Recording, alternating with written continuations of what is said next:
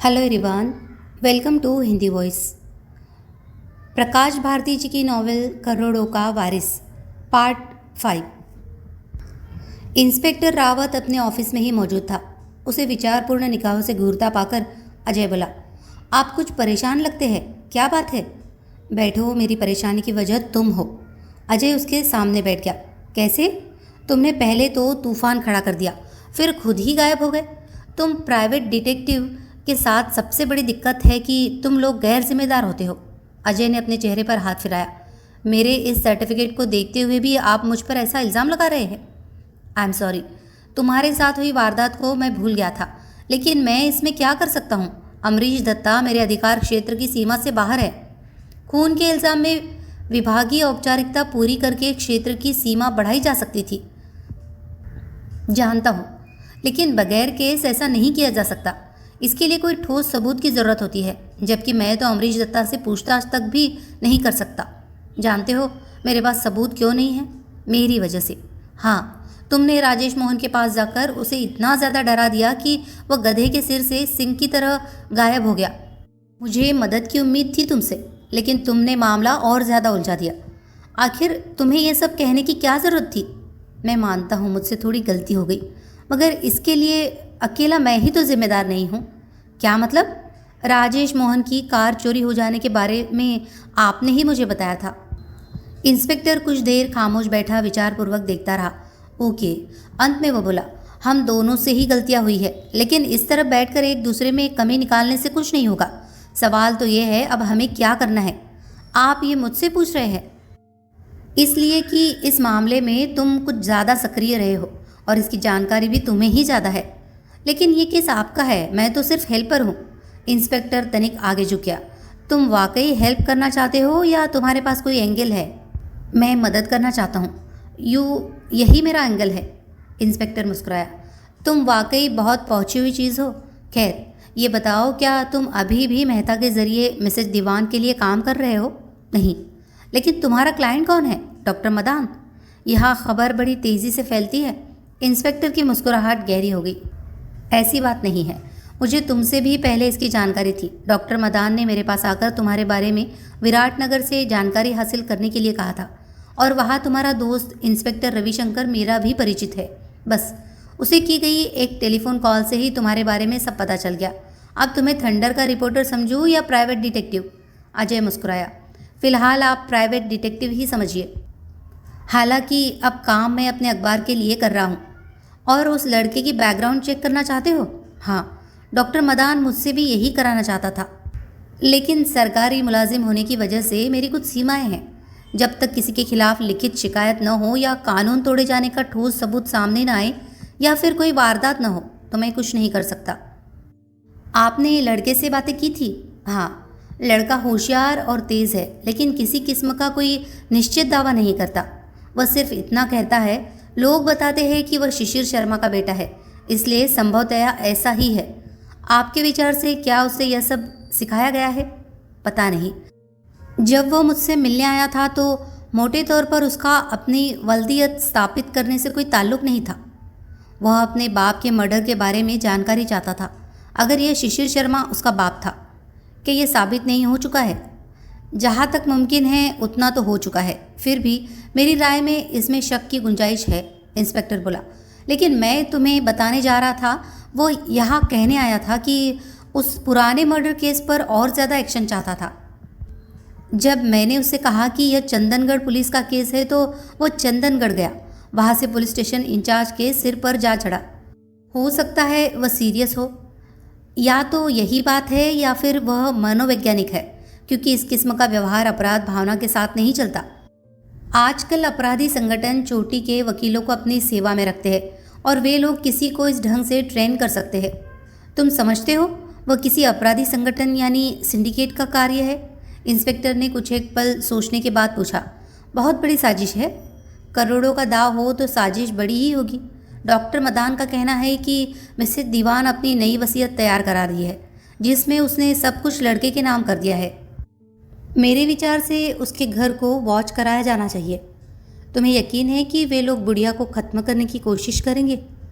आजकल मामूली रकम के लिए किसी को ख़त्म कर देना मामूली बात है। दीवान परिवार के पास तो करोड़ों की दौलत है। तुम्हारी इस बात से इनकार मैं नहीं करता, लेकिन यहाँ मेरे इलाके में ऐसा नहीं होगा। गलत। इसकी शुरुआत 2 हफ्ते पहले पीटर बेंजामिन की हत्या से हो चुकी है। ज़ाहिरा तौर पर वो गैंग किलिंग थी और आपके इलाके में ही हुई थी। उसे इसमें मत मिलाओ। वो केस अभी खत्म नहीं हुआ। ये वही केस है। शिशिर की हत्या, पीटर की हत्या और इस लड़के का मामला सब एक ही सिलसिले की कड़ियाँ हैं। ये कहना आसान है। हम साबित कैसे करेंगे? लड़के के ज़रिए। मतलब? डॉक्टर मदान का कहना है कि लड़के के लहजे में नेपाली टच है, जिसे वो बड़ी सफाई से छुपाने की कोशिश करता है। यानी उसकी शुरुआती परवरिश नेपाल में हुई है। राजेश, मोहन और उसका भाई हरीश भी अब नेपाल में है। प्रत्यक्षतः उन्होंने टनकपुर से बॉर्डर क्रॉस किया है और वे उस पते पर गए हैं जो पीटर ने उन्हें दिया था। अगर आप उस हद तक पीटर का पता लगा सकते हैं। हम इसी एंगल पर काम कर रहे हैं, इंस्पेक्टर मुस्कुराता हुआ बोला। तुम्हारी विशालगढ़ की लीड बढ़िया थी। पिछली रात विशालगढ़ में मैंने अपने एक दोस्त पुलिस इंस्पेक्टर को फ़ोन पर इस बारे में डिटेल्स देकर जानकारी हासिल करने के लिए कहा था। आज करीब 2 घंटे पहले उसने फ़ोन करके मुझे बताया था कि करीब साल भर पीटर अमरीश दत्ता के लिए काम करता था। क्या काम करता था? जुआ घर चलाने में उसकी मदद। एक और दिलचस्प बात है, करीब 6 साल पहले पीटर को टनकपुर में गिरफ्तार किया गया था। किस जुर्म में? उस पर एक पुराना चोरी का इल्ज़ाम था। ऐसा लगता है गिरफ्तारी से बचने के लिए वह नेपाल भाग गया था। जैसे ही वो वापस लौटा, पकड़ा गया और 3 साल जेल में गुजारने पड़े। टनकपुर में वह कब पकड़ा गया था? तारीख जानना चाहते हो?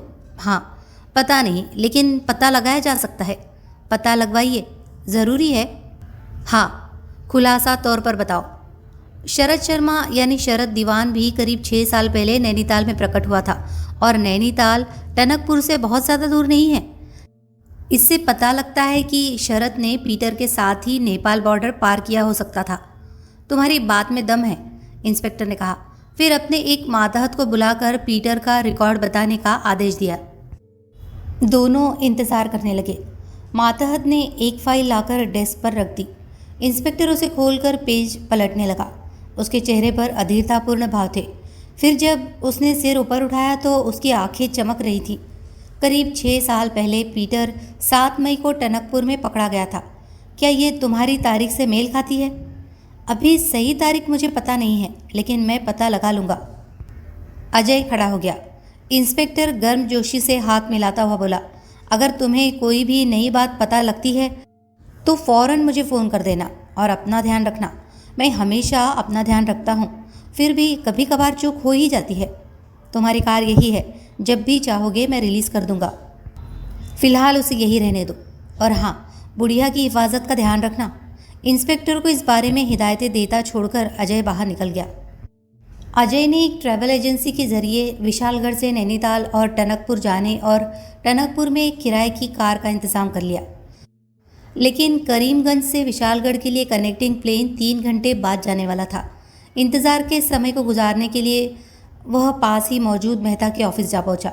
ऑफिस के बाहरी भाग में टाइपराइटर पर व्यस्त मेहता की सेक्रेटरी मिसेज मरवा से अजय पहले भी मिल चुका था और उससे प्रभावित भी वह प्रतीत हुई थी।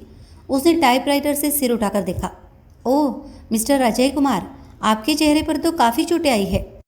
वह सहानुभूतिपूर्वक बोली, मिस्टर मेहता ने मुझे बताया था, लेकिन मैंने सोचा भी नहीं था।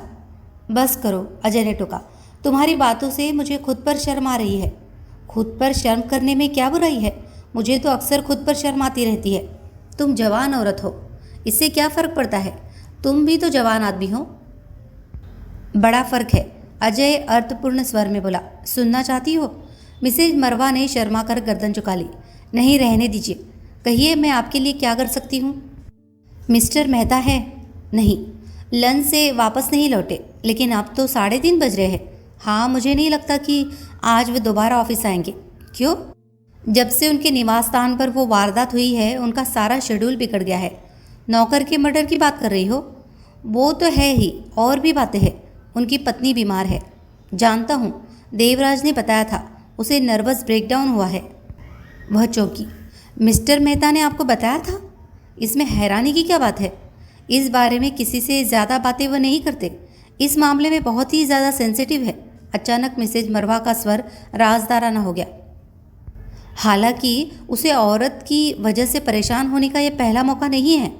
पहले ऐसा कब हुआ था? कई दफ़ा हो चुका है।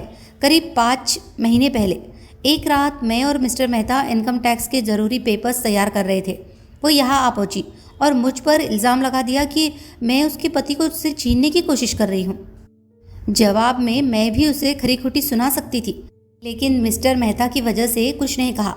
दरअसल मिस्टर मेहता बहुत ही शरीफ और अच्छे आदमी हैं। उस औरत ने परेशानियों के अलावा उन्हें कभी कुछ नहीं दिया, फिर भी उसकी पूरी देखभाल वो करते हैं। वो कैसी परेशानियां देती है, हर तरह की। पिछले साल वो घर छोड़कर चली गई थी और मिस्टर मेहता की गाड़ी कमाई का पैसा पानी की तरह बहाती फिरती रही। यहाँ तक कि दूसरे आदमियों पर भी उसने खूब पैसा लुटाया। आखिर में मिस्टर मेहता को पता लगा यह विशालगढ़ में किसी आदमी के साथ रही थी। अजय की आंखें सिकुड़ गई। विशालगढ़ में? हाँ, विशालगढ़ में, मिसेज मरवा सपाट स्वर में बोली। संभवतः उसका इरादा मिस्टर मेहता से तलाक लेने का था, लेकिन बाद में इरादा बदल दिया। अगर वह तलाक ले लेती तो मिस्टर मेहता पर बड़ा भारी एहसान करती, लेकिन उसकी इन घटिया और गिरी हुई हरकतों के बावजूद मिस्टर मेहता उसे मना कर साथ ले आए। उस औरत से उन्हें बेहद प्यार है। अचानक वो खामोश हो गई, फिर बोली, मुझे ये सब आपको नहीं बताना चाहिए था। तुमने कुछ गलत नहीं किया। खुद देवराज ने भी मुझे बताया था कि उसे नर्सिंग होम में दाखिल कराना पड़ा है। इस वक्त वो शायद वही उसके पास है। आमतौर पर लंच वही उसके साथ ही लेते हैं और दिन का ज़्यादातर वक्त भी उसके साथ ही गुजारते हैं। मेरे विचार से ये वेस्टेड डिवोशन है। वो नर्सिंग होम कहाँ है? डॉक्टर मदान का नर्सिंग होम है, मार्केट रोड पर। आप वहाँ जाना चाहते हैं?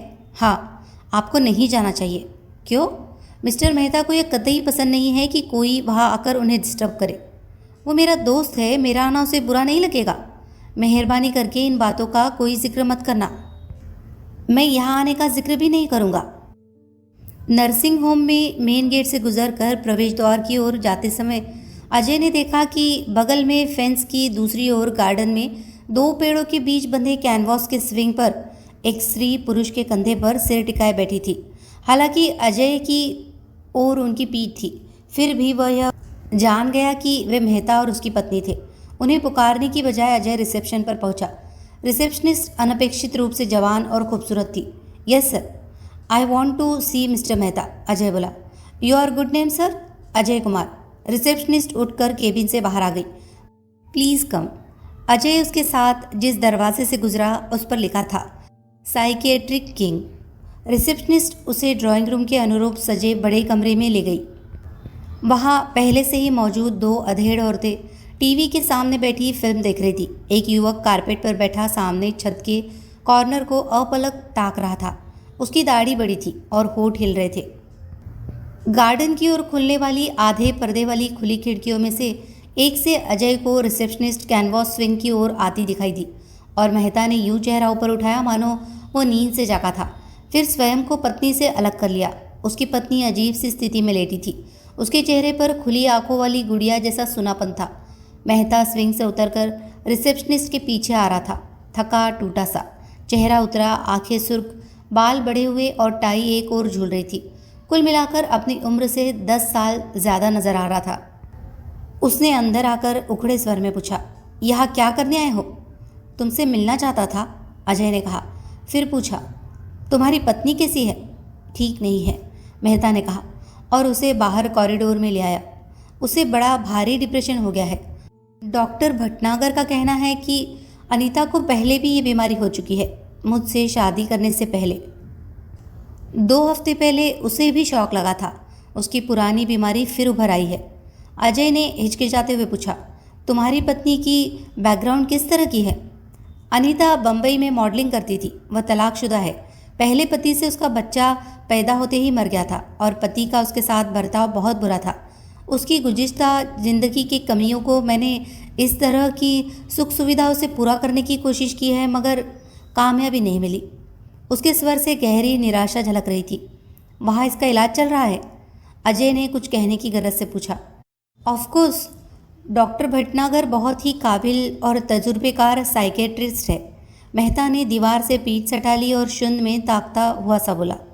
अगर उसकी हालत में सुधार नहीं हुआ तो डॉक्टर उसे शॉक ट्रीटमेंट देगा। उसकी हालत के साथ साथ अपनी हालत की भी फिक्र करो दोस्त। तुम्हें घर जाकर थोड़ा सा सो लेना चाहिए। मेहता ने गहरी सांस ली। तुम्हारे कहने या मेरे कोशिश करने से ही नींद नहीं आ जाएगी। इस हालत में कम से कम मैं तो सो नहीं सकता।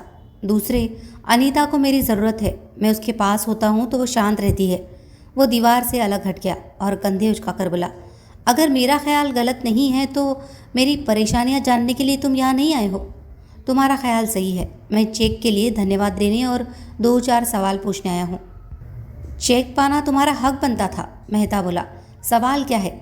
डॉक्टर मदान मुझसे शरद जिंदगी की गुज़िश्ता की छानबीन कराना चाहते हैं, लेकिन ये केस क्योंकि शुरुआत में तुमने मुझे सौंपा था, इसलिए तुम्हारी सहमति लेना चाहता हूँ। मुझे तो कोई एतराज़ नहीं है, लेकिन मिसेज दीवान के बारे में मैं कुछ नहीं कह सकता। जानता हूँ, डॉक्टर मदान ने बताया है मिसेज दीवान पूरी तरह उस लड़के को अपना वारिस मान चुकी है, मगर खुद डॉक्टर को यकीन है कि लड़का फ्रॉड है। डॉक्टर की इस राय की जानकारी मुझे भी है। लगता है शरद और डॉक्टर की बेटी के बीच रोमांस चल रहा है। डॉक्टर का कोई और ख़ास मकसद भी है। किस मामले में? शरद की पिछली ज़िंदगी के बारे में छानबीन कराकर क्या वो मिसेज दीवान को अपनी वसीयत को चेंज करने से रोकने की कोशिश कर रहा है? मेहता ने अपनी वकीलाना निगाहों से उसे देखा। अच्छा सवाल है। मौजूदा वसीयत में मदान को कई तरह के फ़ायदे हैं। वो एग्जीक्यूटर है और इस नाते मोटी रकम उसे मिलनी है। रकम कितनी मोटी है ये मैं नहीं बताऊंगा। उसकी बेटी रोज़ी को भी काफ़ी मोटी रकम मिलनी है। दूसरे कई लोगों को दी जाने के बाद जायदाद का एक बड़ा हिस्सा विभिन्न संस्थाओं को दान किया जाना है, जिसमें से एक हार्ट केयर एसोसिएशन भी है और डॉक्टर मदान उसका चेयरमैन है। यानी मौजूदा वसीयत से उसी को सबसे ज़्यादा फ़ायदा है। वो तो जाहिर ही है। वसीयत चेंज की जा चुकी है। पता नहीं, इस बारे में मैंने तो मिसेज दीवान से साफ कह दिया था कि मौजूदा हालात में उसके लिए नई वसीयत तैयार नहीं कर सकता। उसने कहा था कि वह दूसरे किसी वकील से तैयार करा लेगी। उसने कराई है या नहीं मैं नहीं जानता। इसका मतलब है लड़के की असलियत पर तुम्हें यकीन नहीं है? मुझे यकीन था, लेकिन अब मैं समझ नहीं पा रहा हूँ कि यकीन किया जाए या नहीं। साफ बात यह है कि इस बारे में ज़्यादा सोच विचार मैंने नहीं किया है। अब अगर तुम्हें ऐतराज़ न हो तो मैं अनीता के पास जा रहा हूँ। हाँ जाओ। मेहता चला गया। अजय प्रवेश द्वार की ओर बढ़ गया। मेन गेट की ओर जाते समय अजय ने देखा तारों की बाड़ के पीछे गार्डन में मेहता की पत्नी पहले की भांति स्विंग पर पड़ी हुई है। मेहता उसके पास पहुंचा, स्विंग पर बैठकर उसका सिर ऊपर उठाया और अपनी गोद में ले लिया। अजय दीवान पैलेस पहुंचा। नौकरानी उसे रिसेप्शन हॉल में छोड़कर चली गई। कुछ देर बाद ही जल्दी जल्दी सीढ़ियाँ उतर कर कोमिला वर्मा वहाँ आ पहुंची। वह पहले की अपेक्षा ज़्यादा जवान और सुंदर नजर आ रही थी। नमस्ते अजय साहब, तशरीफ़ रखिए, आंटी आने ही वाली है। अजय को थोड़ा ताज्जुब हुआ। खुद चलकर? हाँ, है न हैरानी की बात। वो पहले के मुकाबले में बहुत ज़्यादा एक्टिव हो गई है। शरद रोज़ाना उन्हें कार से सैर कराने ले जाता है। ये तो अच्छा करता है वो। शरद को भी इसमें बड़ा मज़ा आता है। मैं उसी से मिलने आया हूँ। वह यही है? लंच के बाद से मैंने उसे नहीं देखा। अपनी कार में कहीं चला गया है। अपनी कार में? हाँ, आंटी ने उसके लिए एक टोयोटा खरीदी है। शरद उसे पाकर इतना ज़्यादा खुश है जैसे कोई बच्चा नया खिलौना पाने के बाद खुश होता है। उसने मुझे बताया था कि वो बरसों से कार पाने का सपना देख रहा था। वह और भी बहुत सी चीज़ें पाने के सपने देखता रहा होगा। हाँ, उसे खुश देखकर मुझे भी खुशी होती है। तुम बहुत अच्छी और दरिया दिल हो मिस वर्मा। ऐसी बात नहीं है। दरअसल शरद के आने से यह घर खुशियों से भर गया है। सभी बेहद खुश है। मुझे तो ऐसा लगता है अचानक मैं बरसों पहले की दुनिया में लौट गई हूँ, जब अनिल जिंदा था। सब कुछ उन्हीं के वक्तों जैसा लगने लगा है। उसकी बातों से लगता था उसने अपना समूचा प्यार अनिल से शरद पर ट्रांसफ़र कर दिया था। अजय उसे चेतावनी देना चाहता था कि बहुत ज़्यादा खुश होना ठीक नहीं था। वो तमाम खुशी दोबारा गहरे सदमे और रंज में तब्दील हो सकती थी। तभी सीढ़ियों पर कदमों की हल्की आहट सुनाई दी। मिसेज दीवान धीरे धीरे नीचे आ रही थी। कोमिला वर्मा सीढ़ियों के दहाने पर जा खड़ी हुई। अजय ने आगे बढ़कर दोनों हाथ जोड़कर बुढ़िया को अभिवादन किया। सुखी रहो। बुढ़िया आशीर्वाद देकर बोली, मैं तुमसे बहुत खुश हूँ। तुमने मेरा घर खुशियों से भर दिया है। मैं तुम्हारा शुक्रिया अदा करना चाहती थी। वो तो आप चेक भेज कर चुकी है। नहीं, आपकी मेहनत के बदले में वो तुम्हारा हक बनता था, बुढ़िया ने कहा। फिर आभार प्रकट करने वाले अंदाज में बोली, चाय तक रुकोगे ना? मेरा पोता भी तुमसे मिलना चाहता है, वो आने वाला ही होगा। बुढ़िया के स्वर में अभी भी असहिष्णुता नोट करके अजय सोचने लगा कि क्या उसकी खुशी वाकई असली थी या फिर वह खुद को यकीन दिलाना चाहती थी कि जिंदगी की ढलती शाम में उसे भी खुशी हासिल हो सकती थी। वह एक कुर्सी में बैठ गई। शरद कहाँ गया है कोमिला? शायद क्लब गया होगा, रोज़ी के साथ। ऐसा ही लगता है, वो अभी भी रोज़ी से बहुत ज़्यादा मिलता है, तकरीबन रोज़। हमें इसे रोकना होगा। किसी एक लड़की में दिलचस्पी लेने के लिए उसकी उम्र अभी बहुत कम है। रोज़ी बड़ी प्यारी लड़की है, लेकिन अभी से उसे शरद पर हक जमाने हम नहीं दे सकते। मेरे पास शरद के लिए दूसरी योजनाएं हैं। आपको एतराज़ न हो तो मैं पूछ सकता हूँ? कैसी योजनाएं हैं? मैं शरद को इंग्लैंड, यूरोप भेजना चाहती हूँ। इससे उसकी सोच का दायरा बढ़ेगा, आजकल के दौर को समझने की सही समझ आएगी। उसे स्टेज से लगाव है। मैं चाहती हूँ वह इस फील्ड में बाकायदा ट्रेनिंग हासिल करे। फिर जब वह वापस लौटेगा तो मैं यहाँ करीमगंज में एक शानदार थिएटर बनवा दूंगी। ठीक तभी एक सफ़ेद टोयोटा पोर्च में आ रुकी। कार का दरवाज़ा भड़ाक से बंद किया गया। फिर शरद रिसेप्शन हॉल में दाखिल हुआ। उसका चेहरा तमतमा रहा था, आंखें लाल, बाल बिखरे हुए। अचानक वह ठिठक कर रुक गया। जैकेट की जेबों में हाथ घुसेड़े उसने बारी बारी से उन तीनों को घूरा। फिर उसकी निगाहें अजय पर जम गई। ओह, तो जनाब भी यहाँ मौजूद है। उसके लहजे में तल्खी थी।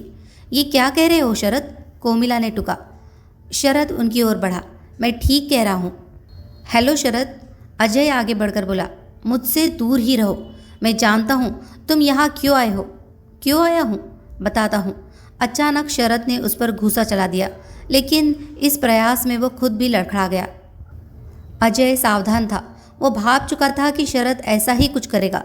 उसने संभलने का मौका दिए बगैर शरद को दीवार की ओर घुमाकर उसकी जैकेट का कॉलर दोनों हाथों में थाम कर झटका दिया। जैकेट उसकी कोहनियों तक नीचे सरक गई। शरद स्वयं को छुड़ाने के लिए प्रतिरोध करने लगा।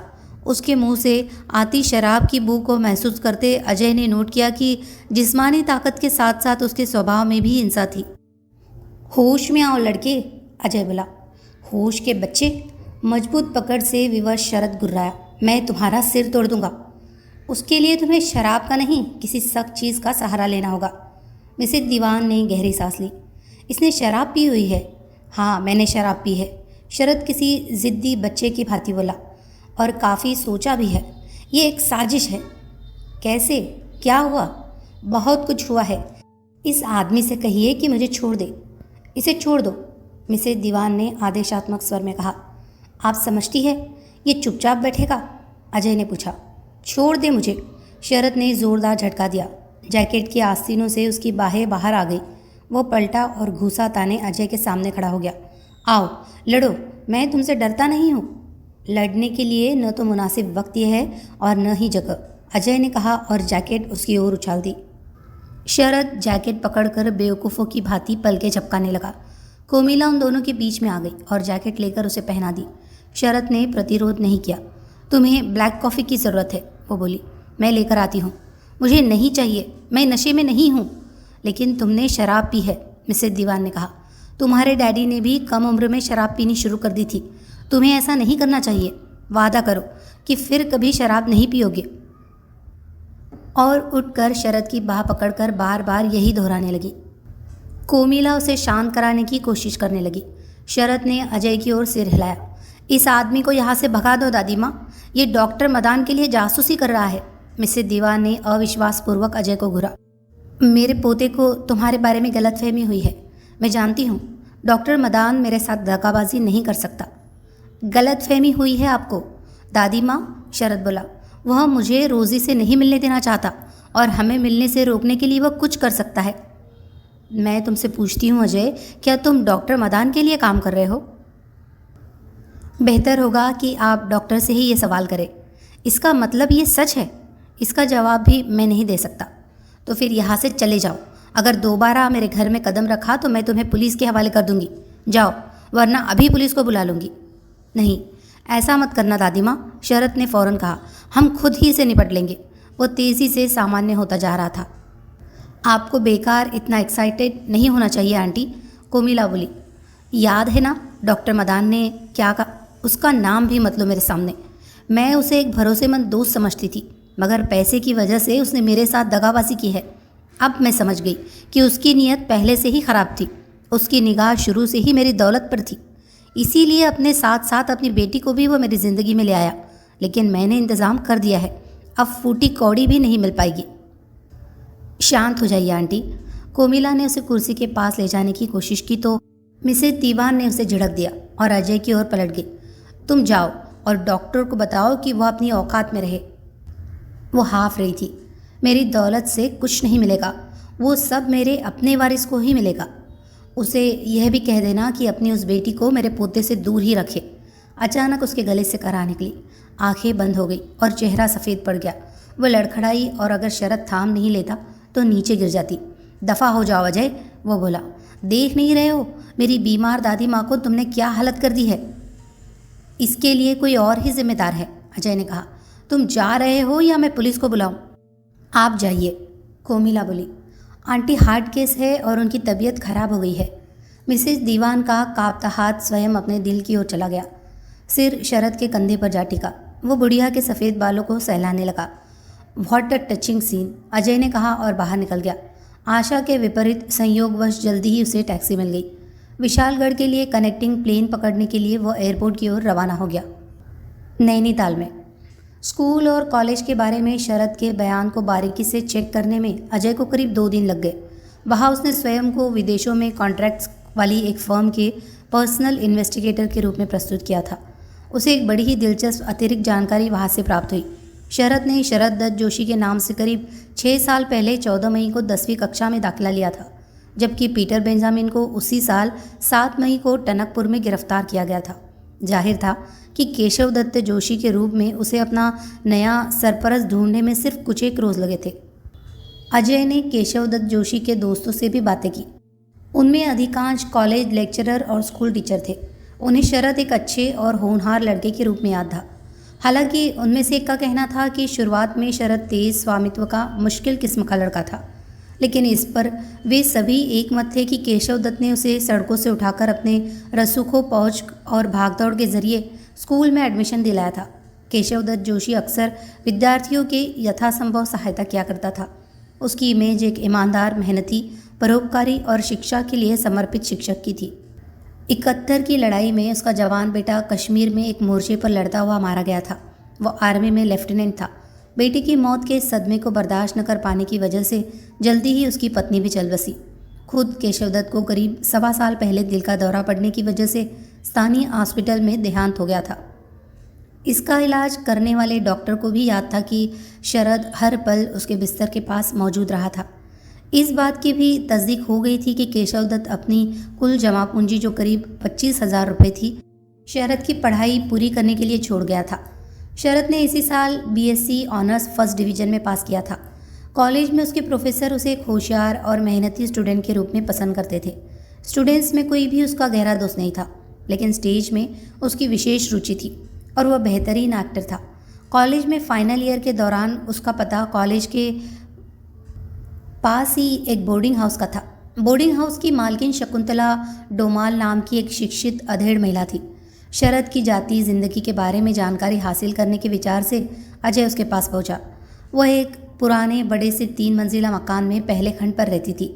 शेष सभी कमरे उसने किराए पर दिए हुए थे। अजय ने अपने आने की वजह बताई तो वह उसे बैठक में ले गई। बैठिए, बताइए शरद कैसा है और आपकी फर्म में कैसा काम कर रहा है? उसने अभी हमें ज्वाइन नहीं किया है, अजय बोला। मेरी इस पूछताछ का मकसद उसे एक कॉन्फिडेंशियल अपॉइंटमेंट के लिए क्लियर करना है। हमारी फर्म पहले अपने सभी एम्प्लॉयज़ की बैकग्राउंड बारीकी से चेक कराती है। इसका मतलब है दूसरी बार चेक की जा चुकी है। कौन सी दूसरी बात? एक्टिंग वाली। आप शायद नहीं जानते कि शरद दत्त बहुत ही बढ़िया एक्टर है। मेरे घर में अब तक जितने भी लड़के रहे हैं वो सबसे ज़्यादा टैलेंटेड था। उसकी कई स्टेज परफॉर्मेंसेस मैंने देखी थी। जवाब नहीं था उसका। उसे एक्टिंग की कोई ऑफ़र भी मिली थी? मुझे सिर्फ एक का पता है, कोई बड़ा प्रोड्यूसर था। कॉलेज के स्टेज शो में परफॉर्मेंस देखकर वह शरद के साथ कॉन्ट्रैक्ट करना चाहता था। मैंने सुना था कि शरद ने वो ऑफ़र कबूल कर ली थी, लेकिन अब लगता है उसने अपना इरादा बदल दिया, इसीलिए आपकी फर्म को ज्वाइन कर रहा है। शायद फिल्मों में अनिश्चित भविष्य की वजह से। जानकर खुशी हुई कि वो बढ़िया एक्टर भी है। आपको उस प्रोड्यूसर का नाम याद है? सॉरी, नाम मैं नहीं जानती। वह आया कहाँ से था? पता नहीं। शरद अपने जाति मामलात अपने तक ही रखता था। यहाँ से जाते वक्त उसने यह तक नहीं बताया कि कहाँ जा रहा था। इस बारे में मैं सिर्फ उतना ही जानती हूँ जितना कि कविता ने उसके चले जाने के बाद मुझे बताया था। कविता ने? कविता पंत उसकी फ्रेंड थी। मेरा मतलब ये नहीं है कि वह शरद की गर्लफ्रेंड थी। हालांकि कविता तो यही सोचती लगती थी, मगर शरद ऐसा ही समझता था। मैंने उसे सावधान कर दिया था कि कारों कोठियों वाली धनी माँ बाप की उस जैसी लड़कियों से दूर ही रहे। मेरे यहाँ स्टूडेंट्स ही रहने आते हैं। वे पढ़ाई छोड़कर ऐसे चक्करों में न पड़े, इसलिए उन्हें समझाना मैं अपना फ़र्ज समझती हूँ। और ये कवितापन तो उम्र में भी शरद से कई साल बड़ी है। लगता है वो हमारी फर्म के लिए सही चॉइस है। सोशल है और लड़कियों के प्रति उसमें आकर्षण है। ये बिल्कुल सही है, लेकिन इसका ये मतलब नहीं है कि वो लड़कियों के पीछे पागल था। वो लड़कियों की ओर कोई ध्यान नहीं देता था जब तक कि वे खुद ही उसके गले नहीं पड़ने लगती। इस कवितापन ने तो हद ही कर दी थी। हर दूसरे तीसरे रोज़ वो अपनी कार में यहाँ पहुँचती थी। उसके माँ बाप के यहाँ और टनकपुर में कई बिजनेस है। वो मशहूर आदमी है। गुड।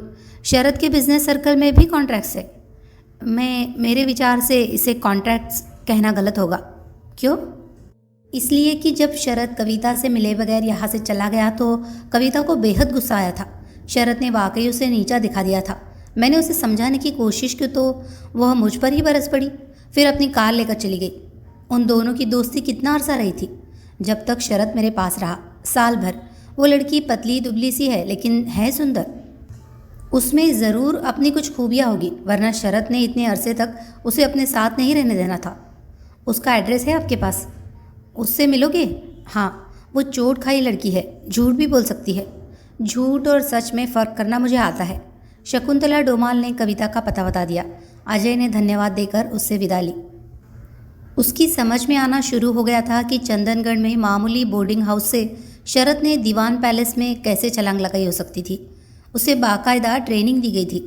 शकुंतला डोमाल द्वारा बताए गए पते पर पहुंचकर उसे पता चला कि कविता पंत अपनी मां के साथ टनकपुर गई हुई थी। अजय ने टनकपुर का पता ले लिया। टनकपुर में कविता पंत का जो पता बताया गया था वो काफ़ी बड़े एक बंगले का था। नौकरानी ने बताया कि कविता की मम्मी आराम कर रही थी और कविता पास ही झरने पर घूमने गई थी। अजय ने झरने के बारे में पूछा और वहां रुककर इंतज़ार करने की बजाय उधर ही चला गया।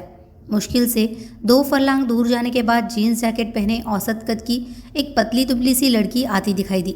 उसका रंग गोरा था और नैन नक्श सुंदर। उसकी उम्र कोई 26 साल तक थी। लड़की भी उसे ही देख रही थी। माफ़ कीजिए। नज़दीक आने पर अजय ने टोका, आप कविता पंत है? लड़की ने रुककर गौर से उसे देखा। जी हाँ, आप? अजय पहले ही तय कर चुका था कि पुनः प्राइवेट डिटेक्टिव बनना ही ठीक रहेगा। वही परिचय देकर लड़की की तसल्ली के लिए अपना डुप्लीकेट आइडेंटिटी कार्ड भी निकालकर उसे दे दिया। लड़की ने कार्ड गौर से देखकर वापस लौटा दिया। आप इतनी दूर यहाँ मुझसे ही मिलने आए हैं? उसने असमंजसतापूर्वक पूछा। हाँ, क्यों? क्योंकि आप कविता पंत है और शरद दत्त को जानती है। उसके चेहरे पर प्रसन्नता मिश्रित अविश्वासपूर्ण भाव उत्पन्न हो गए। आपको शरद ने भेजा है? नहीं, वो किसी मुसीबत में है। अजय ने जवाब नहीं दिया। कविता ने उसका हाथ पकड़कर खींचा, मानो कोई बच्चा अपनी ओर ध्यान आकर्षित कराना चाहता था। बताइए ना, क्या शरद मुसीबत में है? डरिए मत, मैं बर्दाश्त कर सकती हूँ। आपने ये नतीजा कैसे निकाल लिया कि वह मुसीबत में है? एक प्राइवेट डिटेक्टिव का 1000 मील से भी ज़्यादा लंबा सफ़र तय करके आना किसी मुसीबत की ओर नहीं तो और किस ओर संकेत करेगा? मान लो वो मुसीबत में है, तब मैं उसकी मदद करना चाहूँगी। वो बोली, बेहतर होगा कि पहेलियाँ बुझाने की बजाय आप सीधी बात करें। और पास की एक चट्टान पर बैठ गई। बैठिए। कविता की साफ और बेलाग बातें अजय को पसंद आई। उनसे उसकी ईमानदारी जाहिर हो रही थी। अजय उससे तनिक हटकर बैठ गया। पहेलियाँ बुझाना मुझे भी पसंद नहीं है। वो बोली, मैं आपसे एक सौदा करना चाहता हूँ।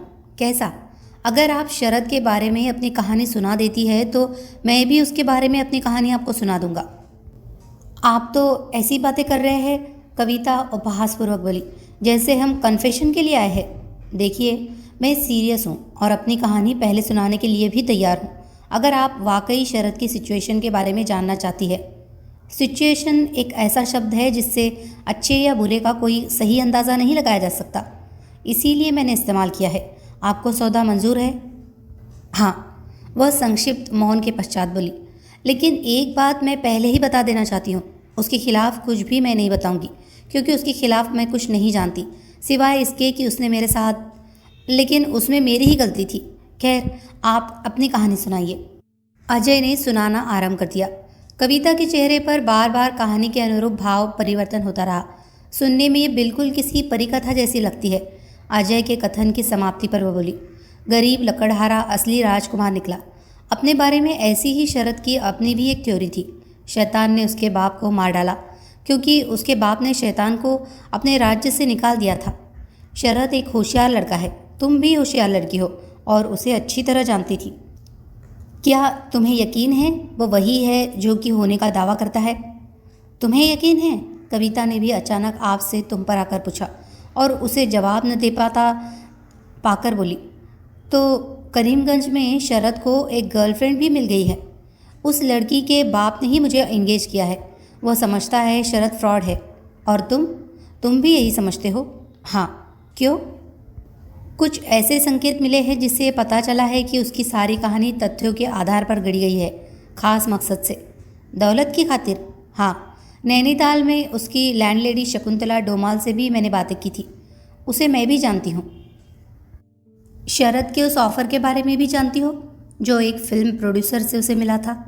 हाँ, शरद ने ही बताया था। उस प्रोड्यूसर ने शरद को कॉलेज के एक स्टेज पर नाटक में देखा था। कब? करीब 6 महीने पहले। तुम उस प्रोड्यूसर से मिली थी? नहीं, शरद ने बताया कि वो वापस चला गया था। उसके बाद इस बारे में कोई बात उसने कभी नहीं की। इस बारे में अपनी बातचीत में उसने कभी किसी आदमी या शहर के नाम का जिक्र किया था? जहाँ तक मुझे याद है नहीं।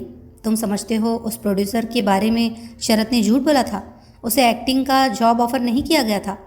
हो सकता है, या ये भी हो सकता है कि शरद को बेवकूफ़ बनाया गया था।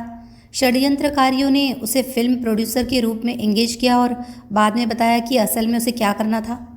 लेकिन शरद ने उनके षड्यंत्र में क्यों शामिल होना था? कोई अपराधी तो वो था नहीं। उसे किसी भी रोज़ दीवान परिवार का इकलौता वारिस घोषित किया जा सकता है और दीवान परिवार के पास करोड़ों की ऐसी दौलत है जिसका छोटा सा भी हिस्सा उसे दौलतमंद बना सकता है। लेकिन शरद ने पैसे की कभी कोई परवाह नहीं की, कम से कम उस किस्म के पैसे की जो विरासत में मिलना होता है। मेरे बाप की हैसियत करीब 2 करोड़ रुपए की है और मैं अपने बाप की इकलौती बेटी हूँ। अगर शरद को पैसे का ही लालच होता तो वो मुझसे शादी करके बाद में मेरे बाप की जायदाद का और कारोबार वगैरह का आसानी से मालिक बन सकता था। लेकिन उसने मुझसे शादी नहीं की और उसके ऐसा न करने की एक वजह मेरे बाप का पैसा होने वाला था। कम से कम मुझसे तो उसने यही कहा था, जबकि मेरे ख्याल से असली वजह थी उसका मुझे प्यार न करना। क्या वह उस लड़की को प्यार करता है, मेरे क्लाइंट की बेटी को? हाँ, यकीनी तौर पर नहीं कह सकता, लेकिन वह किसी को भी प्यार नहीं करता। तुम बहुत ईमानदार आदमी हो। उस लड़की के बारे में पूछकर मैं तुम्हें परखना चाहती थी। मुझसे सब कुछ उगलवाने के लिए तुम यह भी कह सकते थे कि शरद उस लड़की के पीछे पागल है, ताकि मेरे अंदर ईर्ष्या की आग भड़क उठे और मैं बकना शुरू कर दूं। लेकिन तुमने ऐसा नहीं किया। ईमानदार लोगों के साथ मैं ईमानदारी बरतने की ही कोशिश करता हूँ। कविता मुस्कुराई। इसीलिए तुमने जानबूझकर ऐसा नहीं किया कहा? हाँ। ओके, अगर ये साबित हो जाए कि शरद फ्रॉड है तो क्या होगा? उसे जेल में डाल दिया जाएगा। कितने अरसे के लिए ये बता पाना मुश्किल है, लेकिन अगर हम जल्दी ही ये साबित कर देते हैं तो लंबी सज़ा उसे नहीं हो पाएगी, क्योंकि अभी तक न तो उसने कोई बड़ा दावा किया है और न ही कोई मोटी रकम झूठ बोलकर हासिल की है। यानी उसकी कहानी को झूठा साबित करके मैं उसका भला ही करूँगी। हाँ, अगर उसकी कहानी वाकई झूठी है तो हम भी देर सवेर पता लगा ही लेंगे, लेकिन जितना जल्दी पता लग जाता है उतना ही शरद के हक में बेहतर होगा। तुम्हारा कहना है? कविता हिचकिचाती सी बोली। शरद ने दावा किया है कि उसने दिल्ली के एक अनाथालय में भी परवरिश पाई थी। हाँ, शरद ने तुमसे भी इसका जिक्र किया था? कविता ने सिर हिलाकर इनकार कर दिया। लेकिन कुछ एक ऐसे संकेत मिले हैं, अजय ने कहा, जिनसे पता चलता है कि उसकी परवरिश नेपाल में हुई थी। संकेत क्या है? उसके बोलने का लहजा। कविता ने सिर झुका लिया। तुम ठीक कहते हो। कई सेकंड की खामोशी के बाद वह बोली, लेकिन उसे मत बताना, ये मैंने तुम्हें बताया है। मुझे उम्मीद नहीं है कि दोबारा कभी उससे मुलाकात होगी। फिर भी मैं ये बर्दाश्त नहीं कर सकती कि वो मुझसे नफरत करे। उसने गहरी सांस ली। वो बेवकूफ़ नेपाल में ही पैदा हुआ था और वही उसने परवरिश पाई थी। उसका असली नाम मंजुल राय है। उसकी माँ धनगढ़ी में एक बोर्डिंग हाउस चलाती है। वो जगह बॉर्डर पार करीब 100 मील दूर है। अजय खड़ा हो गया। मेरी ओर देखो कविता। कविता ने सिर ऊपर उठाया। तुम ये कैसे जानती हो? मैं उसकी माँ से मिली थी। कोई अच्छी मुलाकात वो नहीं थी। हम दोनों में से किसी का भी भला उससे नहीं हुआ। मुझे वहाँ जाना ही नहीं चाहिए था। क्या वो तुम्हें अपनी माँ से मिलाने ले गया था? नहीं, कोई 2 हफ्ते पहले मैं खुद ही उसकी माँ से मिलने गई थी। क्यों? जब शरद नैनीताल से चला गया और उसका कोई समाचार मुझे नहीं मिला तो मैंने सोचा शायद वो अपने घर धनगढ़ी चला गया था। तुम्हें कैसे पता चला कि शरद का घर धनगढ़ी में है? उसी ने तुम्हें बताया था? हाँ, लेकिन मैं नहीं समझती कि उसने इरादतन बताया था। वो सब अचानक और क्षणिक आवेग में हो गया था। कविता के गंभीर स्वर में कसक सी थी। शरद यही हमारे बंगले में मेरे साथ वीकेंड गुजारने आया था। टनकपुर में हमारे घर आने का वही उसका पहला और आखिरी मौका था और मेरी ज़िंदगी का वो सबसे मनहूस दिन था। अब उसे याद करना भी मैं नहीं चाहती। क्यों? उसी रोज़ उसने मुझे ठुकराया था। कविता आह भर कर बोली। मुझे पहाड़ी इलाके की सड़कों पर कार दौड़ाने में बहुत मज़ा आता है। उस रोज़ इतवार था। मैं और शरद बॉर्डर पार नेपाल की सीमा में थे। शरद मेरी बगल में बैठा था और मैं कार चला रही थी।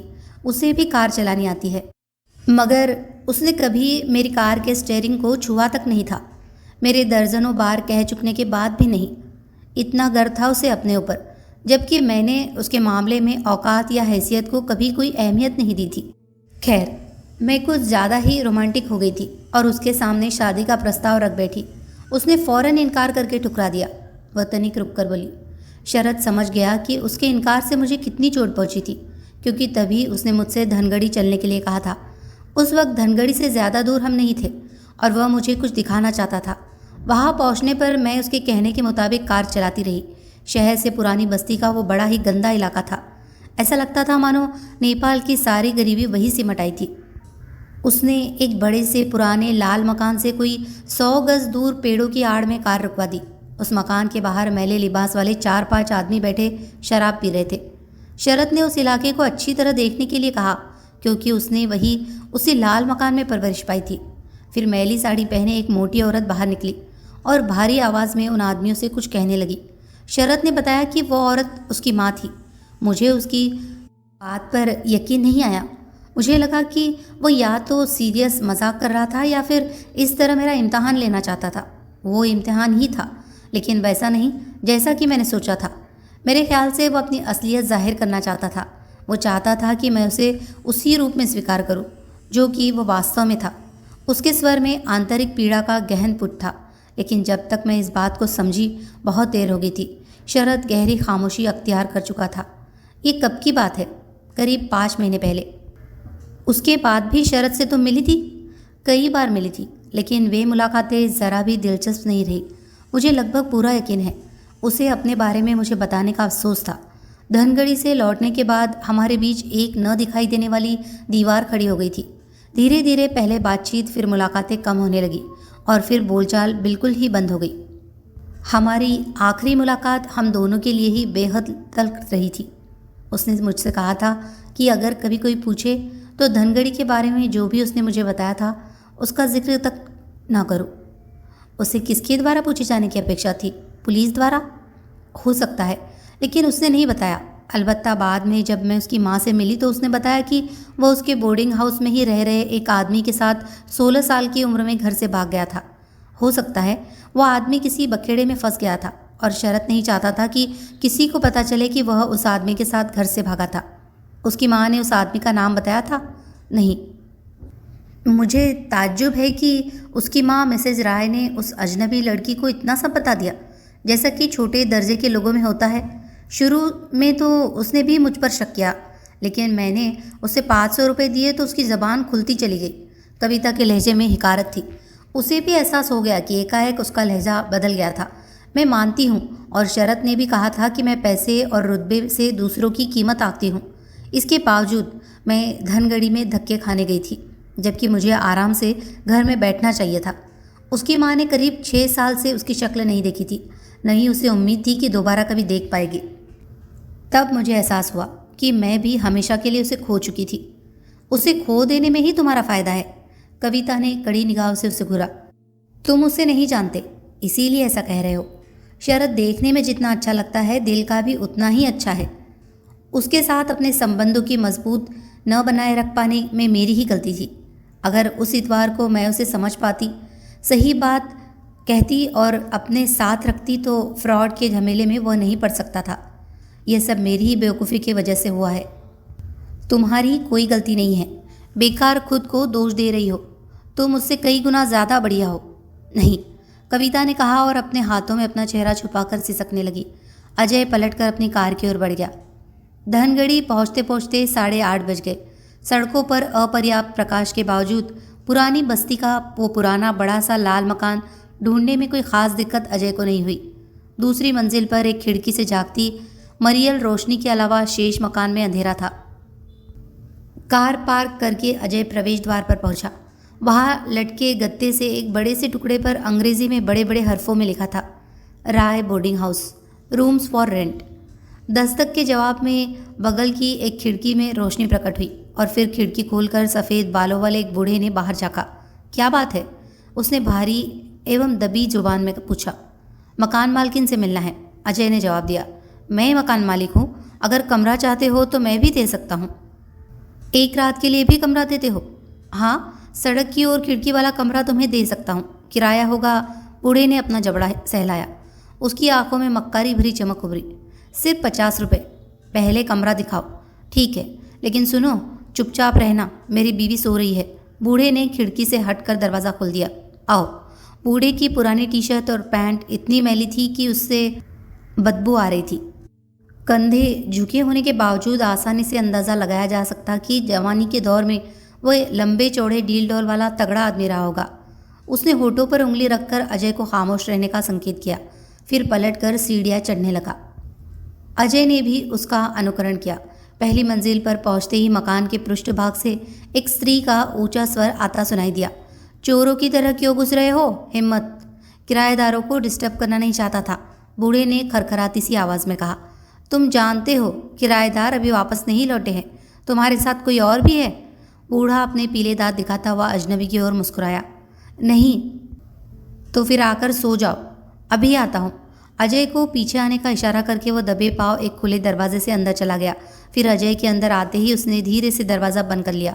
कमरे में घुटन भरा अंधेरा था। बूढ़े ने स्विच ऑन करके छत से लटकता बल्ब जला दिया। अजय ने चारों ओर निगाहें दौड़ाई। मैला बिस्तर, गंदी दीवारें और टूटा फर्श। फिर उसकी निगाहें बूढ़े पर जम गई, लेकिन उसके झुर्रियों भरे सांवले चेहरे पर ऐसा कोई चिन्ह नजर नहीं आया जिसके आधार पर उसे शरद जैसे हैंडसम लड़के का बाप ठहराया जा सके। अगर उसका चेहरा काफ़ी आकर्षक रहा भी था तो बुढ़ापा उस आकर्षण को चाट चुका था। कमरा ठीक है? उसने व्याकुलतापूर्वक पूछा। रात गुजारना तो दूर रहा, अजय ज़्यादा देर रुकना भी वहाँ नहीं चाहता था, लेकिन उसने न तो ऐसा कहा और न ही जाहिर किया। यहाँ मच्छर है? उसने पूछा। नहीं। खटमल? वो भी नहीं है। गुड। बूढ़े ने खिड़की खोल दी। अब ताज़ा हवा आएगी, वह बोला। अगर एडवांस पैसे दोगे तो मैं 40 रुपये में ही कमरा दे दूंगा। बूढ़ा लालची था। अजय ने पर्स निकालकर 50 का एक नोट उसकी ओर बढ़ाया। नोट लेते समय बूढ़े का हाथ काँप रहा था। मेरे पास 10 रुपये नहीं है, 50 ही रख लो, अजय बोला। तुम्हारा कोई बेटा है? बूढ़े ने सतर्क निगाहों से उसे घूरा। अगर है भी तो क्या हुआ? उस लड़के का नाम मंजुल है। वो लड़का नहीं है, अब तक जवान हो गया होगा। तुमने कब से उसे नहीं देखा है? पता नहीं, 6 साल हो गए होंगे। 16 साल की उम्र में घर से भाग गया था। अपने बेटे के बारे में हालांकि कहना तो नहीं चाहिए, लेकिन वह निकम्मा और नाकारा था। अच्छा हुआ बला टल गई, जान छूटी। ऐसा क्यों कहते हो? क्योंकि यही सच है। तुम मंजुल को जानते हो? ज़्यादा नहीं। क्या वो फिर किसी मुसीबत में पड़ गया है? तुम इसीलिए यहाँ आए हो? इससे पहले कि अजय जवाब देता, दरवाज़ा पड़ाक से खुला। महिला गाउन पहने एक मोटी औरत भीतर दाखिल हुई। उसकी बगल से गुजरकर वो बूढ़े की ओर बढ़ गई। तुम क्या समझते हो, चोरी से कमरा किराए पर दे दोगे और मुझे पता नहीं चलेगा? मैंने कमरा नहीं दिया, बूढ़ा मिमियाता सा बोला और हाथ में पकड़े नोट को मुट्ठी में भींच कर छुपाने की कोशिश की। औरत ने उसकी कलाई पकड़ ली। मेरा पैसा मुझे दो। नहीं, बुढ़ा मुट्ठी को अपनी छाती से सटाता हुआ बोला। ये पैसा जितना तेरा है उतना ही मेरा भी है। तेरा पैसा? दिन रात हड्डियाँ मैं तोड़ाती हूँ, तू क्या करता है? मेरी कमाई को शराब में उड़ाने के सिवाय? 1 हफ्ते से मैंने शराब चखी भी नहीं है। झूठ मत बोल, औरत पैर पटक कर बोली। तो कल रात ही उन दोनों किराएदारों के साथ नीचे कमरे में बैठा पी रहा था। वो मुफ्त की थी। और सुन, एक अजनबी के सामने मुझसे इस तरह बातें करने का कोई हक तुझे नहीं है। माफ़ करना। औरत पहली बार अजय की ओर पलटी। इसमें तुम्हारा कोई कसूर नहीं है। यह पैसे का दुश्मन है, इसे बस शराब चाहिए। और बूढ़े की मुट्ठी खोलने लगी। बूढ़े ने प्रतिरोध करने का प्रयत्न किया, मगर औरत ज़्यादा ताकतवर थी। उसने नोट छीनकर अपनी ब्रेसियर में ठूस लिया। मुझे 10 रुपये तो दे दो, बूढ़े ने कहा। नहीं। अच्छा 5 ही दे दो, मैं कच्ची पी लूँगा। नहीं, तुझे 1 कौड़ी भी नहीं दूंगी। बस 1 पाव पीऊँगा, मैं सब जानती हूँ।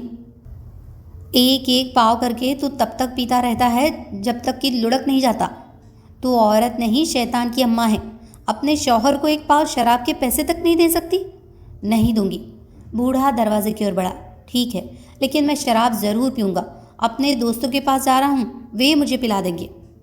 पिला तो देंगे, लेकिन बाद में पैसे मांगने मेरे पास ही आएंगे। खबरदार, आज रात घर से बाहर पैर भी मत रखना।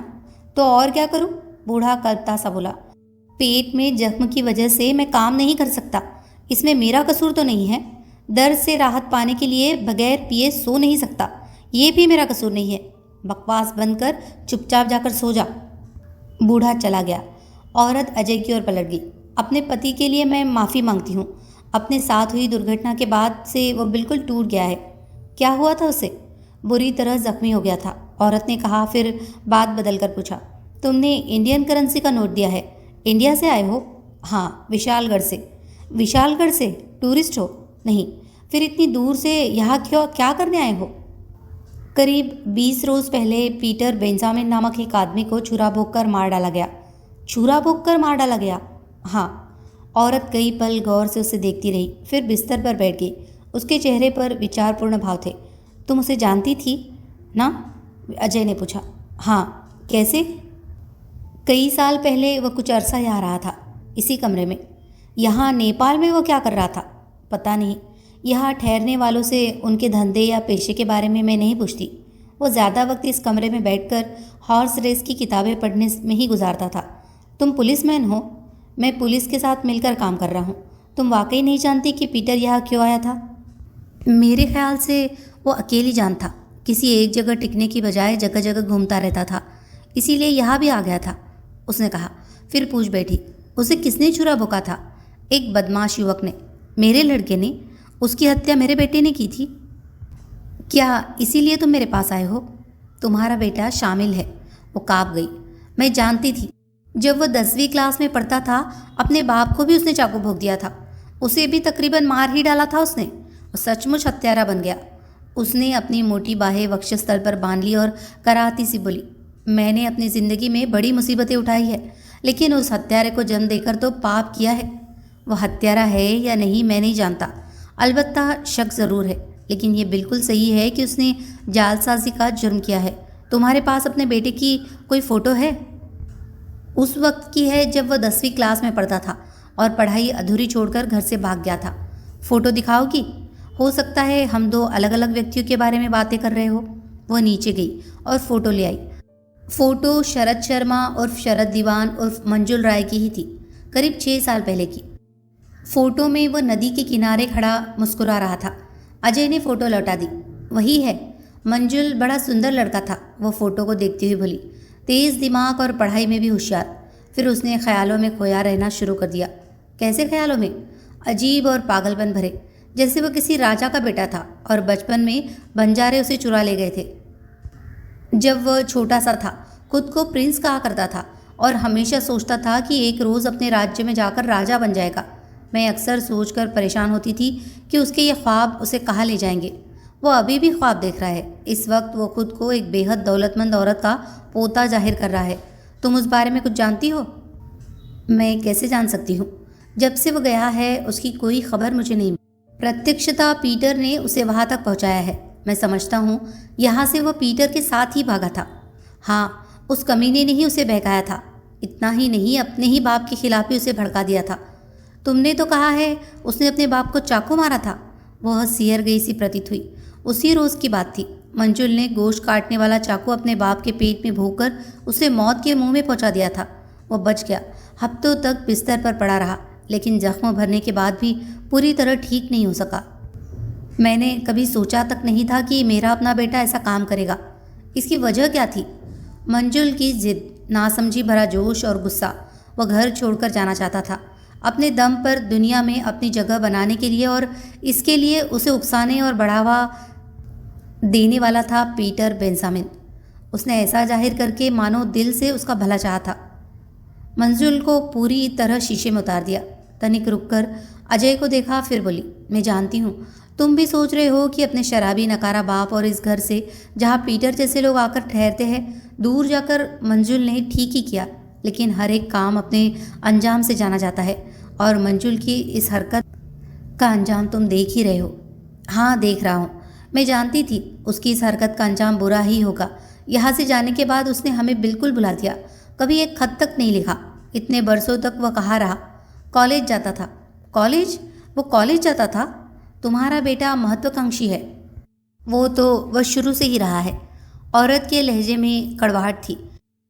क्या कॉलेज में उसने धोखाधड़ी और जालसाजी ही सीखी थी? ये उसने कहीं और सीखा था, शायद इसी कमरे में। अजय ने मन ही मन कहा, जहाँ पीटर ने एक मृत आदमी से उसकी समानता के संयोग पर मोटा दाव लगाने की योजना बनाते हुए उसके जज्बात को उकसाया था और कल्पनाओं को हवा दी थी। मैं मानती हूँ, औरत ने गुनाह कबूल करने वाले अंदाज में कहा। मंजुल के लिए अच्छे माँ बाप हम साबित नहीं हुए। जितना हम उसे दे सकते थे वह उससे ज़्यादा पाना चाहता था। हमेशा उसका अपना एक सपना रहा था। कुछ देर सिर झुकाए खामोश बैठी रही, फिर ठंडी सांस लेकर यूँ बोली मानो निराशा की ऊंचाई में आशा की किरण दिखाई दी थी। कम से कम किसी का मर्डर तो उसने नहीं किया। नहीं। पीटर को चाकू मारने वाला कौन था? तुमने बताया है कि वो एक बदमाश युवक था। उसका नाम हरीश मोहन है। हरीश और उसका भाई राजेश नेपाल में ही कहीं छुपे हैं। दोनों भाई हैं? मेरा मतलब है देखने में भी भाई लगते हैं। हाँ, तुम राजेश और हरीश को जानती हो? उनके हुलिये बताओ। अजय ने बता दिए। वे 2 हफ्ते से नीचे एक कमरे में ठहरे हुए हैं। औरत उत्तेजित स्वर में बोली। उन्होंने अपना नाम रमेश सक्सेना और सुरेश सक्सेना बताया है। मैं नहीं जानती कि वे जुर्म करके भागे और यहाँ छुपे हुए हैं। अब तो पता चल गया।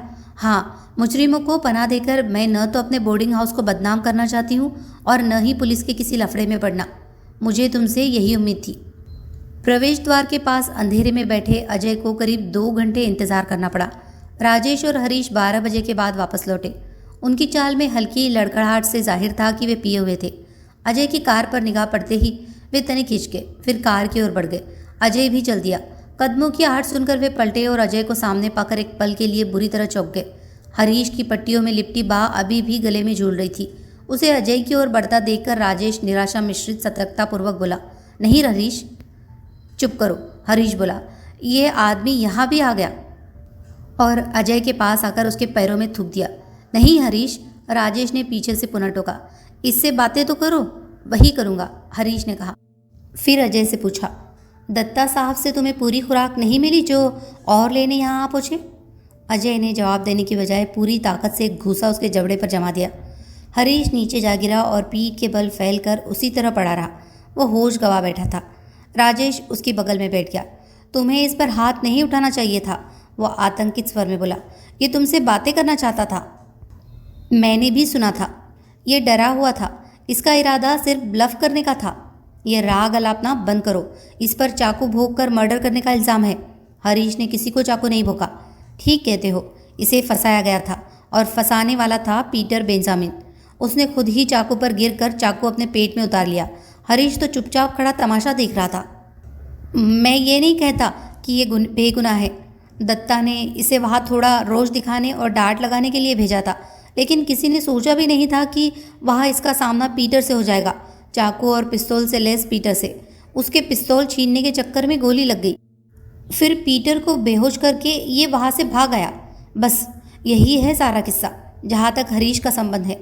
फिर पहाड़ियों से निकलकर डाकू वहाँ पहुँच गए। अजय व्यंगतापूर्वक बोला। और उन्होंने पीटर के पेट में चाकू भोंक दिया। मैंने सोचा था तुम सच्चाई जानना चाहते हो, राजेश ने कांपती सी आवाज़ में कहा। लेकिन तुम्हारा सोचने का ढंग भी दूसरे लोगों की तरह ही है। एक बार अगर किसी पर इल्ज़ाम लग जाए तो वह हमेशा के लिए मुजरिम बन जाता है। ठीक कहते हो, अजय पुनः व्यंगपूर्वक बोला। ऐसा करना ऑर्गेनाइज्ड क्राइम करने वालों के साथ जाती है। तभी हरीश के गले से कराह निकली। राजेश ने अपने भाई की गर्दन के नीचे हाथ डालकर उसका सिर ऊपर उठाकर अपनी गोद में रख लिया। अजय ने उसके बेहोश और मासूम नजर आते चेहरे पर निगाह डाली तो उसे लगा कि ज़रूर कोई भारी गड़बड़ थी। भाई का भाई के प्रति प्रेम और विश्वास तो ठीक था, लेकिन इस कदर अखंड विश्वास समझ में आने वाली बात नहीं थी, वो भी उस सूरत में जबकि छोटे भाई में तमाम ऐब मौजूद थे। हरीश के प्रति राजेश के इसी विश्वास को तोलने और परखने की नीयत से वह बोला, तुमने जो किस्सा मुझे सुनाया है वह हरीश ने तुम्हें सुनाया था? हाँ। और तुम्हें इस पर पूरा विश्वास है? हाँ। इसे परखने के लिए भी तुम तैयार हो? क्या मतलब? राजेश ने भयभीत निगाह से उससे देखा। अगर तुम इसे करीमगंज ले जाने की बात कर रहे हो तो नहीं, इसे मौत की सज़ा सुनाकर फांसी चढ़ा दिया जाएगा। अगर इसकी कहानी सच है तो ऐसा नहीं होगा। अपनी मर्जी के मेरे साथ चलकर वह अपनी कहानी की सच्चाई साबित करने के लिए बहुत कुछ कर सकता है। नहीं, ये जेल जा चुका है, पुलिस के पास इसका रिकॉर्ड है। इसके उस रिकॉर्ड की तुम्हें इतनी ज़्यादा फिक्र है कि कोई और फिक्र तुम कर ही नहीं सकते। मैं कुछ समझा नहीं। सीधी सी बात है, अपनी फिक्र भी करना सीखो। तुम्हारी पत्नी को तुम्हारी ज़रूरत है, वो बहुत बुरे हाल में है। राजेश के चेहरे पर उलझन भरे भाव पैदा हो गए। वो अपने भाई को देखने लगा। मकान की दिशा से कदमों की आहट सुनाई दी।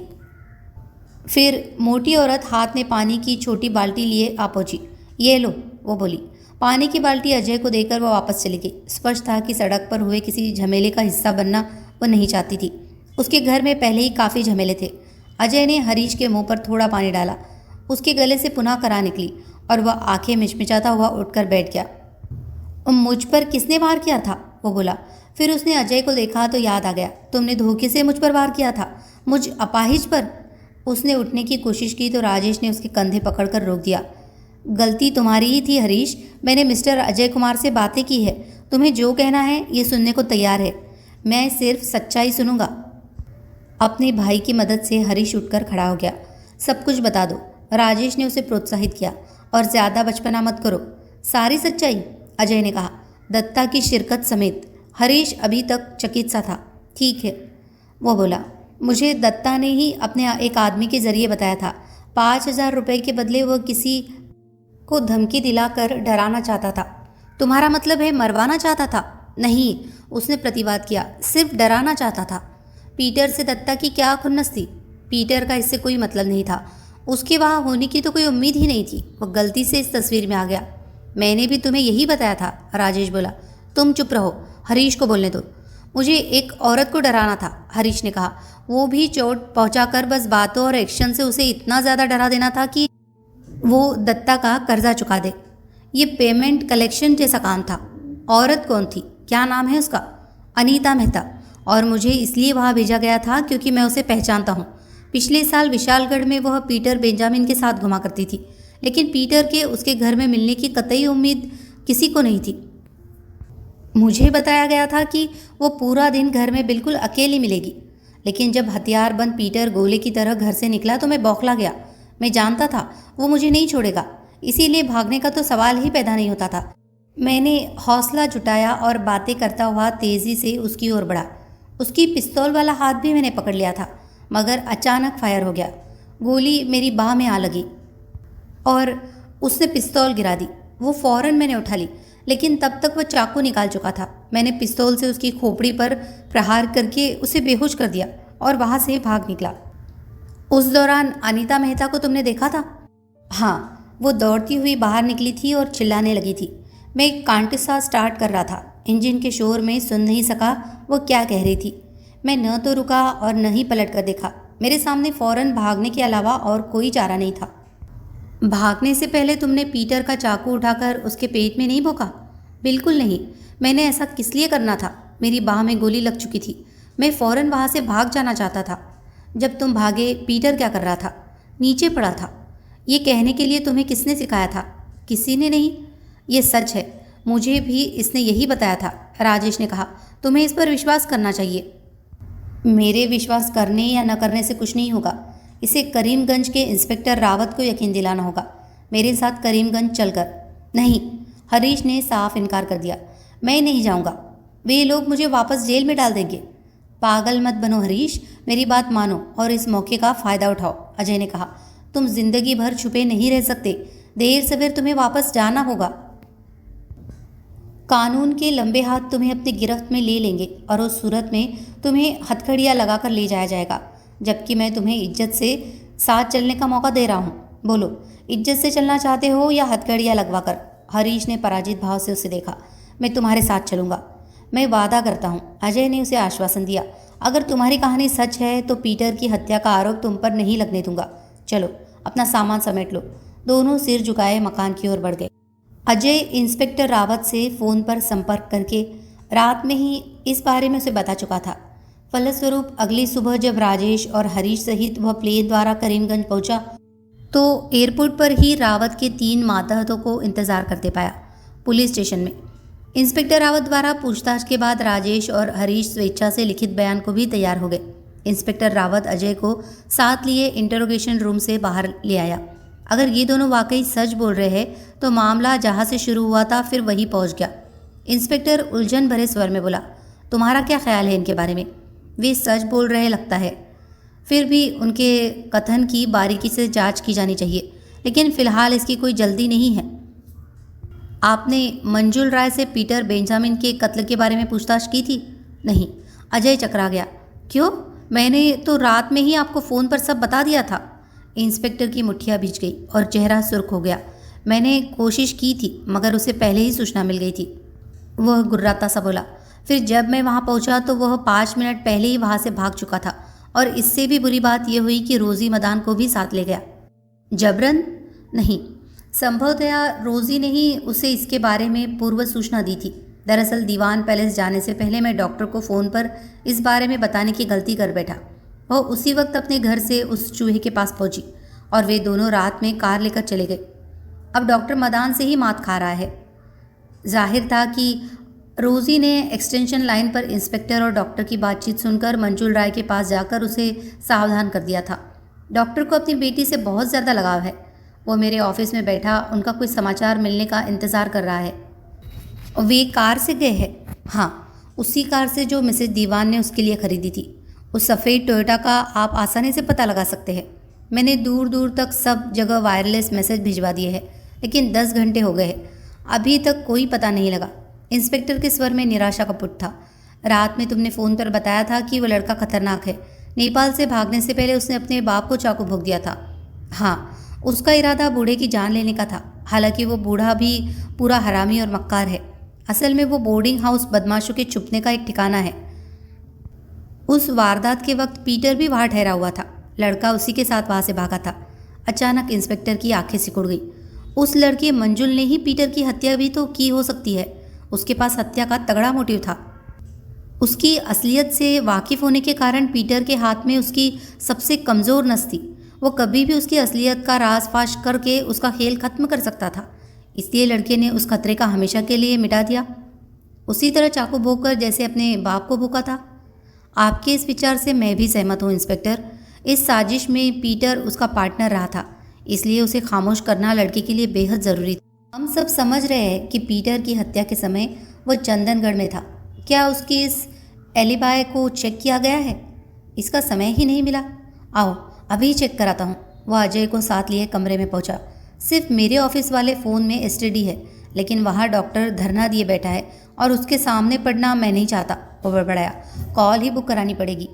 और चंदनगढ़ में इंस्पेक्टर चौहान के नाम अर्जेंट कॉल बुक करा दी।